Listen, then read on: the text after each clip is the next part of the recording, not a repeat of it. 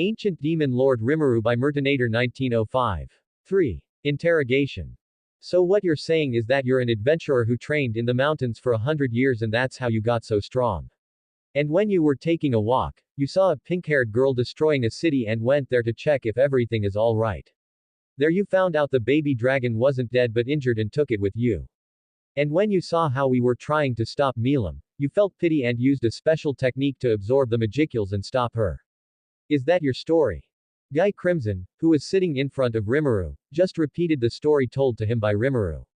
They've arrived in the Palace of the White Ice half an hour ago, where currently Rimuru's interrogation was held. Yeah, that's how it was, I was pretty lucky you know. For a minute I thought I would die, he. Lucky you say him. Are you packing kidding me? Do you really think anybody here would believe that crap story you just told us? Romulus and Velzard, who were also listening to the whole conversation, nodded their heads in agreement to Guy's statement. You said your name was Rimuru Tempest, right? Asked Romulus. Yes ma'am. Ma'am. Why did I call her ma'am just now? Although she isn't a NEET as of right now, I can't talk seriously to her without picturing the annoying Romulus from our timeline. But the annoying one was at least easy to talk to. For some reason, I can't concentrate when I talk to her. Should I forcefully turn her into the fairy queen? Master, did you travel back in time to become the villain? I know, I was just joking. Yes, I was just joking. Say Rimuru, all three of us consider ourselves strong, but none of us could have absorbed this dense Magicals and come out unscathed. And you say you managed to do this by just training 100 years in the mountains. How should I respond? I should have just told them that it's a secret I don't want to reveal, like Seal proposed. I can't say that I time traveled just to become an ancient demon lord. It looks like he has secrets he doesn't want to share with us. Let it be. In the end he helped us and prevented a big disaster, it doesn't really matter who he is, said Velzard, who correctly read the mood and decided to help Rimuru. Velzardson, you're the best. I promise I'll help you get hooked up with Guy in this timeline, my savior. But there's one thing I want to ask either way. What were you doing in our castle? I saw you walking around. Even now, I can't feel neither an aura nor any Magicals leaking from you. What do you mean Guyson? It's my first time here. Despite its look, it's pretty comfortable and warm in here.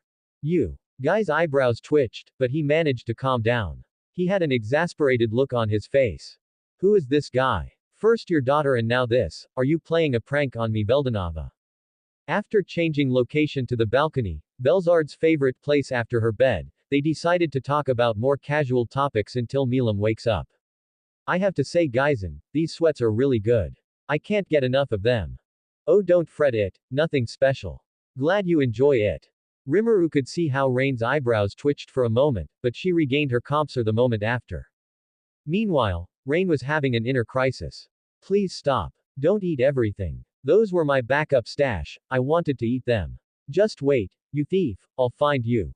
By the way, Rimuru, what exactly are you? I don't think you're a human, but you don't seem to be a demon either. Are you a monster? I can't feel nothing from you. I'm a monster, indeed. I'm a slime. Come on, you have so many secrets, you could at least tell us this much, said Velzard.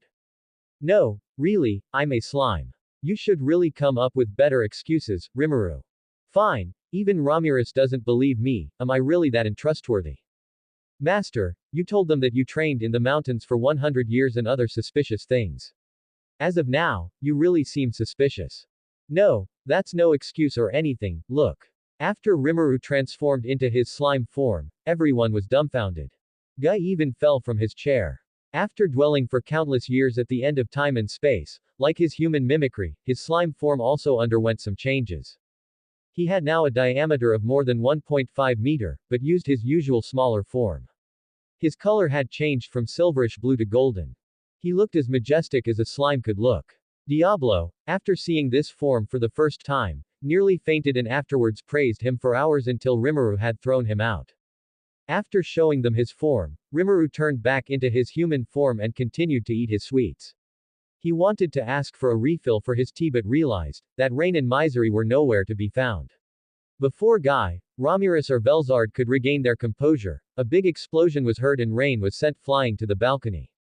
Rimuru, as a reflex, caught her and tried to find the culprit for this attack. Guy and Belzard for some reason were pretty relaxed and casually talked. They're pretty late, right?